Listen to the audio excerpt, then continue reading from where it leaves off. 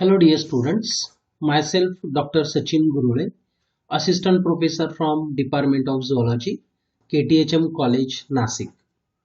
So first of all, welcome to class S.Y.B.Sc in semester 4th to the practical paper or belongs to the subject Zoology. So in this video, we are going to start with the practical belongs to the section 1, that is animal diversity third, and the practical number 4, that is study of types and beak and feet in case of the birds. Okay, so let's see first of all the beak. Now all you know that the enormous diversification in birds have made them highly successful vertebrate taxon with high adaptive capabilities than that of the other vertebrate organisms. This diversification in their food and feeding habit leads them to develop various modification in their beak to cope up with the food and feeding mechanism and the kind of food the beak is get adapted to that particular requirement, and hence they shows a great modification in their beak. So the beak in case of the birds has to serve both as a mouth as well as hand, and hence there is a great requirement of the different kinds of the modification. Now beak or bill is a characteristic features of all the birds belongs to the class aves, and it is the modification of upper and lower jaw. So these are the vertebrate organism, or the aves are vertebrate organism whose upper and lower jaw, these are get modified into the beak, which is also known as the bill. Now beak is elongated and is covered by the horny sheath, and that horny sheath is known as rhamphotheca. The beak is used for eating, for the grooming, manipulating the objects, killing the prey, fighting, probing for the food, courtship, as well as feeding the young ones. So in this way, the different kinds of the birds can differentially use their beak for a various purposes, and hence they shows a great modification. The form, size and shape of the beak greatly varies in different birds. Okay, so if you see the different types of beaks which is found into the birds can be categorized into the total 12 types. Seed eating beak, which is also known as a granivorous beak, useful for the feeding the grains. Then cutting beak, fruit eating beak for eating the fruit. Then insectivorous beak, which is the characteristic of insectivorous insect for capturing or killing the insect or feeding on the insects. Then fish catching beak for catching the fishes. Wood chiseling beak for making a small burrow into the wood for nesting purpose also. The tearing and piercing beak, which is a characteristic of the carnivorous birds. Mud probing beak, which is useful for probing the mud for their hiding prey, smaller prey which are generally hide under the mud. Then water straining beak, which is for straining the zooplanktons and phytoplanktons which is present into the water. Then spatulate beak, which is the another characteristic feature of a particular that birds. Then pouched beaks and flower probing beaks. So these are the different types of the beaks which is often found into the aves or the birds. So we are going to learn the few of the type of beak for this practical. So let's see one by one. First of all, start with the seed eating or the granivorous beak. Now the seed eating beak is comparatively the short. So here in the diagram you can see the beak is somewhat short. It is stout and is a peg-like or the conical in shape and is a pointed at the tip. So here in both the cases you can see here in this diagram also. So the beak is quite pointed at the tip. It is comparatively short, but it comparatively stout also, and the weaker beak is useful for piercing the small seeds. Okay, so sometimes that birds they are using their beak for piercing the small seeds also, and as they are useful for eating the seeds or piercing the seeds is also referred as the granivorous beak. Then powerful beak is useful for crushing the large and hard-shelled seeds and the fruit stones in certain birds. So this type of a beak is a characteristic of the seed-eating or the granivorous birds like a sparrow. It is also found into the finch and the cardinal. So in all cases here in the diagram you can see the beak is short but it is stout, and it is always pointed at the tip so that they can able to break the seeds or pierce the seeds and useful for feeding on the seeds. So this is about the seed eating or so called as a granivorous beak. The next type of the beak is known as the cutting beak. Now the cutting and the biting type of beak is comparatively long than that of the seed eating beak, and this beak is provided with a sharp and horny edges. So here if you see the beak of the crow, it is comparatively the strong and it is a long beak, and at the edges you will found that they are provided with a short edges so that they can able to cut the food material. The beak is laterally compressed and is pointed at the tip. So here you can see at the tip of the beak you can easily found the that pointed in, and which can be useful for the various purposes. So this type of the beak is a characteristic feature of the birds like a crow and the raven. So where they found the cutting kind of the beak. Now actually these insects, these birds are the omnivorous birds. They feeds on both the whatever dead animals are there, so they can use their beak for feeding on the flesh of that dead animal also. So this type of the beak is referred as the cutting beak. The next kind of the beak is the fruit eating beak. The fruit eating beak is comparatively large, sharp and hooked, and it is extremely strong in case of the parrot. So here you can see the beak is highly curved, it is comparatively large, sharp, and they are provided with a sharp hook at its apical end. The beak is adapted for gnaawing or breaking open the hard seeds or the nuts. And in case of hornbill, the beak is comparatively very large and it appears very heavy, but it is quite light due to the having cellular structure in its inner region.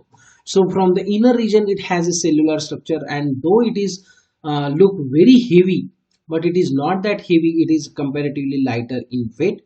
So this cellular structure which is present under the beak, which is act as a resonator, and due to this presence of this resonator, they produces a exceptionally loud sound, so that you can able to hear a very loud sound which is created by the birds like that of the hornbill. So here in all the cases, in the parrot, in the cockatoo and the hornbill, their bill is modified for eating the fruits. Now the fruit eating beak is a characteristic of the macaw parrot or any kind of the parrot. They are provided with a fruit eating beak. Then cockatoos and the hornbill, these are the examples where you will find the fruit eating beak. Then next one is a fish catching beak. Now fish catching beak is comparatively again long, is a powerful and sharply pointed, found in case of the birds like storks, heron and the kingfisher. So it is also found into the birds like that of the cormorant and the Indian darter. Now in case of the cormorant, the beak is long and narrow, slightly curved at the tip, and have the lateral tooth-like processes which are adapted for capturing the fishes. In case of the snake bird, which is also known as the Indian darter, these lateral tooth-like processes over the beak are in the form of needle-like processes. So in kingfisher, the beak is long, the powerful. So here you can see the kingfisher's beak is a long, powerful, and it is sharply pointed to capture the fishes, frogs, tadpoles, or smaller mollusks or other aquatic animals. So these birds, they are feeding on the fishes as well as the other aquatic organism, and for capturing this they are provided with a fish catching beak. So this is about the fish catching beak, which is a characteristic of the birds like a cormorant, then kingfisher, and the Indian darter. The next type of the beak is the tearing and piercing kind of the beak. The tearing and piercing beak is a specialty of the carnivorous birds such as the vultures, hawk, owl, kites, and eagle, as they feeds on the carrion or the flesh. So these are the highly predatory birds. They can predating on the any other smaller organisms than which can capable of capturing, and they are also feeding on the flesh of the dead animals also.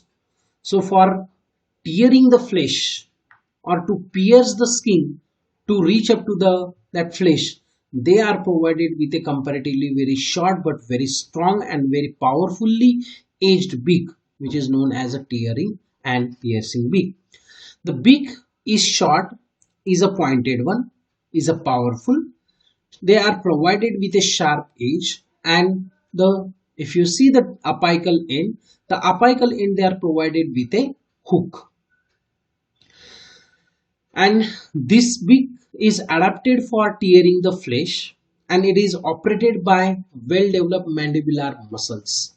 So they are provided with a strong muscles, and which again increasing the strength of the beak. So this is the characteristic of the carnivorous birds like vultures and the eagle. So this is about the tearing and piercing beak. Then next beak is water and mud straining beak. The water and mud straining beak is a broad, is comparatively the flat, and the margin of the jaws are provided with a transverse lamellae, or these transverse lamellae are also referred as a horny serrations, making it an efficient filter or the sieve. Now here in the diagram, if you see at the lateral side of the beak, in case of the duck, you will found a transverse lamellae. So similar kind of the transverse lamellae are also found, or the horny serrations are also found into the beak of the flamingo also.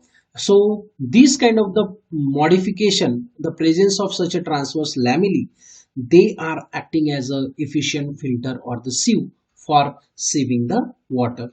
Now due to the presence of this transverse lamellae on the margin of the jaws, the mud and water passes out, leaving the food into the mouth only. So for filtering the water to separate the food material, this beak is very useful. Now this type of a beak is commonly found into the duck, teals, goose, and the flamingos. In case of flamingo, the beak is distally curved. So here you can see at the distal end the beak is quite decurved, and the two walls of the lower jaw are enlarged to form a wide cavity that is covered over by the upper jaw. So here you can see the lower part, okay, the two walls of the lower jaw, they are quite enlarged to form a wide cavity.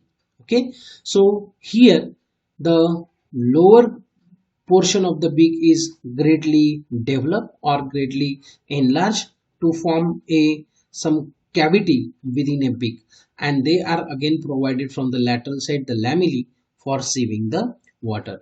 So this kind of the beak is referred as water and mud straining beak. So this is about the different kinds of the beaks which are found into the birds. The next one is the feet in case of birds. Now again, the enormous diversification in bird have made them highly successful with the high adaptive capabilities. The diversification in the food and feeding habit is also leads them to develop a various modification in their feet also.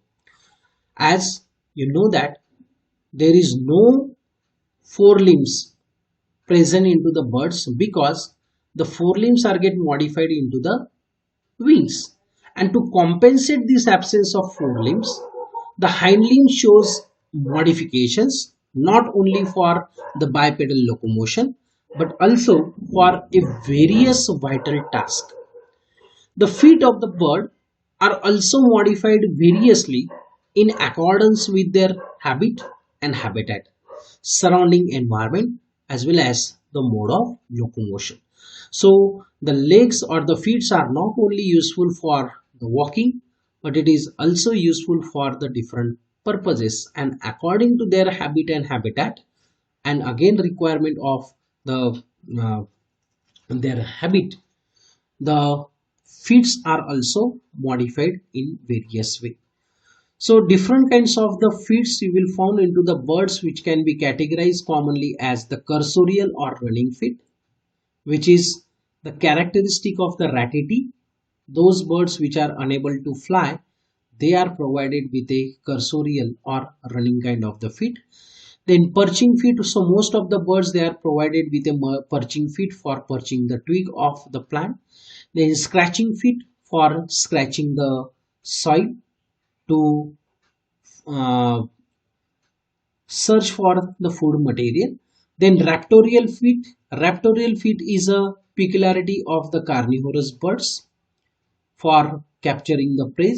Then wading feet is useful for walking on the aquatic vegetation. Then swimming feet is characteristic of the aquatic birds. Then climbing and the clinging feet, which is again the modification which is found into the birds which are climb to certain walls or climb to the trees of the plant. So these kinds of the modification or the types of the fields you will always found into the birds. So we have to learn few of the examples belongs to the type of feet. So let's start with the first of all the cursorial, or so called as a running feet. Now in the running birds, the legs are quite powerful. So here in the diagram you can see the legs are quite powerful and the number of toes are generally reduced. Okay, so here either you will find a 2 toes or only 3 toes. In the cassowary you will found the 3 toes, while in case of the ostrich and emu you will only found the 2 toes. So there is a reduction in the number of toes. So this is again characteristic. The hind toe may be elevated, it is may be reduced or may be absent. And in case of the birds like bustards, cassowary and ratites such as the emu, rhea and cassowary, the short toe birds having only 3 toes, and all these 3 toes are directed in a forward projection. So here you can see the birds like a rhea, emu and the cassowary. So 3 toes are present and all these 3 toes are directed in a forward manner. In case of ostrich, here you can see in the diagram, the ostrich are provided with only 2 toes, of which outer one is a smaller one. So this one is an outer toe and inner toe is quite larger one, and these toes are not provided with the nails. Okay, so these kind of the strong feet are useful for the purpose of walking and the running, and hence such a kind of the feet are referred as the cursorial and the running feet. So which is the characteristic feature of the coursers and the ratity birds. Okay, then next one is a perching feet. So this is a most common feet you will found into the different kinds of the birds. Now perching type of feet is found into the majority of birds and is referred as the perching birds, or they are also referred as the passers. For example, so this kind of the feet you will found into the birds like a sparrow, crow, then bulbul, quail, myna, robin. So all these are the examples of the birds where you will find the perching feet. And these perching feet, they are useful for perching the twig of the plant. So where the three toes, there are total four toes and all the toes are the movable one. But out of these four toes, you will see that the three toes are in a forward direction, or they are quite slender, and they are lies in front of the foot, and the hind toe. This hind toe is also referred as a hallux. So here in the diagram you can see the hallux or the hind toe is quite long and it is strong than that of the other toes, and they are provided with a sharply clawed, and they are opposable to that of the three toes. So this kind of the arrangement of the hind toe with the respect to the three toes which are lies in a front direction, they gives the opposable toes to the birds so that these birds can easily fasten the foot to the branch of the tree for the perching the twig or perching the branch of the tree, and hence such a kind of the feet are referred as the perching feet, which is the most common feet type into the birds. The next one is a raptorial feet. Now raptorial feet is a characteristic of the predatory carnivorous birds such as the hawk, kite, eagles, owl and vulture, etc. So all these are the examples of the carnivorous birds, and all this carnivorous bird contains the feet modification known as the raptorial feet. Now in this type, all the four toes are very large, then hallux is strongly developed. So here you can see the hallux which is comparatively strongly developed, and all they are provided with a very large, strong, sharp and curved claws. The under surface of the toes possesses a large fleshy bulbs. Now these large fleshy bulbs are known as the thalary. So here you can see the thalary. This thalary can be found into the owl.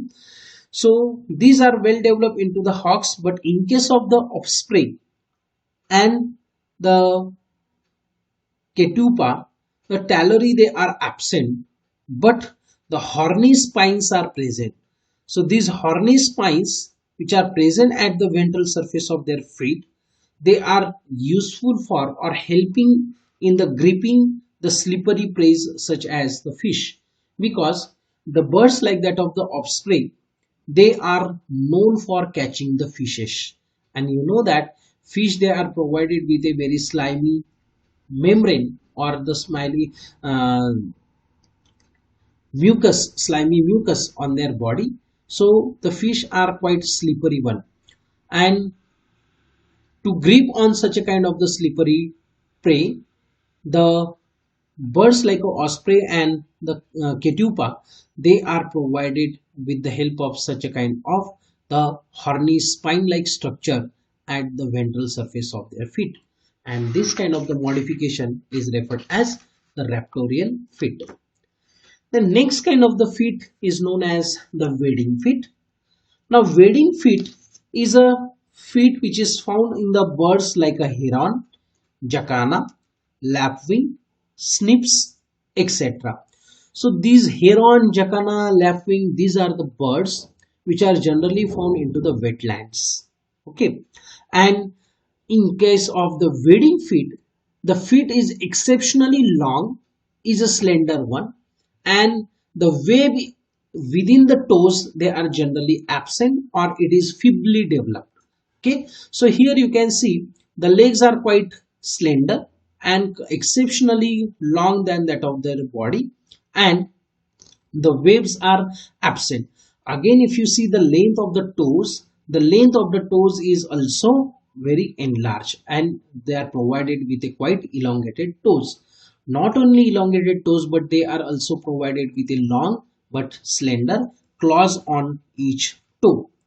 The feet are modified for walking over the aquatic vegetations or on the marshes, so that they are provided with a long slender feet provided with elongated toes and elongated claws. So this kind of the modification is referred as the wading feet.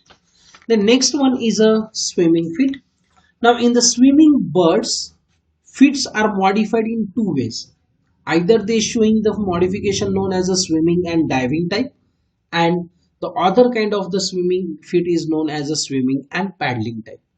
So in the birds which are generally dive into the water or dive into the water, they are provided with a swimming and the diving feet, while the other birds which are just paddling into the water, they are provided with a swimming and paddling type of modification. So let's see first of all swimming and the diving type. Now in the swimming and diving type of feet, the toes are partially or completely webbed. So here you can see the partial or the complete waves can be seen among the toes. Now these type of the feet are found into the birds like a coot and the grapes. Okay, so here you can see the feet of the coot. The waves are partially developed, so they are not complete in between the toes. In these birds, the web is lobed on the undersurface of undersurface, and toes are generally free. So here you can see the toes are free, and their lateral side particularly they are provided with a lobes, or underside of their the toes they are provided with a lobe. In case of the grape, each toe is a paddle-like and bordered on either side by the fleshy lobes of integument. So here you can see easily the fleshy lobe of the integument can be seen on the both side of the toes, particularly which are directed in a forward direction. The nails are flat in case of the grape and slightly curved in case of the coat. So here you can see the curved nails, but in case of the grape it is somewhat flat. Now these type of the feet are modified for the purpose of swimming and diving into the water, and hence they are referred as the swimming and diving kind of the feet. Then next kind of the swimming feet are referred as the swimming and paddling type. The swimming and paddling type of feet are found into the birds such as the cormorant, then pelicans, duck and teals. So these are the examples of the birds where you will find the swimming and paddling kind of the feet. So here again the toes are webbed. So here you can see the three toes are there, and the toes are completely webbed so that there is no gap between the respective toes. So the webs are highly developed, which is useful for the paddling the water. In case of the cormorant and the pelicans, all the four toes they are connected with a tough web all along their length. So in case of the cormorant, here you can see there are total four toes, and all the four toes are joined with one another with the help of this highly developed webs, which is a tough one. But in case of the duck and teals, the first toe is comparatively small and is comparatively free. So here you can see the first toe is a separated one, and remaining three toes, anterior toes, are completely webbed. So when the waves are present in between the feet, then such a kind of the feet are useful for paddling the water into the water during the swimming, and this modification we call it as the swimming and paddling type of feet. Then next kind of the feet modification is a climbing feet. Now the climbing feet is a found in case of the birds, for example the parrot, hoops and woodpecker, and in case of these birds, this climbing feet is useful for grasping the organs, and they are specially adapted for climbing the vertical surfaces. On the vertical surfaces, the feet are quite useful. So here, in case of the parrot, you will find a zygodactylous condition. Now, what exactly the zygodactylous condition? Where the two toes they are lies in a forward projection, that is second and third toe. So here you can see in the diagram, in the second and third toe they are having the forward and they are directed in a forward direction, and while the first and the fourth toe they are directed in a backward manner, so that two toes are in a forward direction and 2 toes are in a backward direction. So this condition is referred as the zygodactylus condition. So this zygodactylus condition in the feet is useful for climbing on the particular wood or particular substratum, so that they can able to maintain their balance on a very vertical and very stiff wood also. So this kind of the feet is a peculiarity of the woodpecker and the parrot. So this is about the clinging kind of the feet. So here in this practical, we have learned the different kinds of the beak modification and the feet modification which is found into the birds, because the beak and feet, they are modified among the birds according to the food and feeding habit. Not only the feeding habit, again the environment or the surrounding in which these birds are living, accordingly their feet also get modified.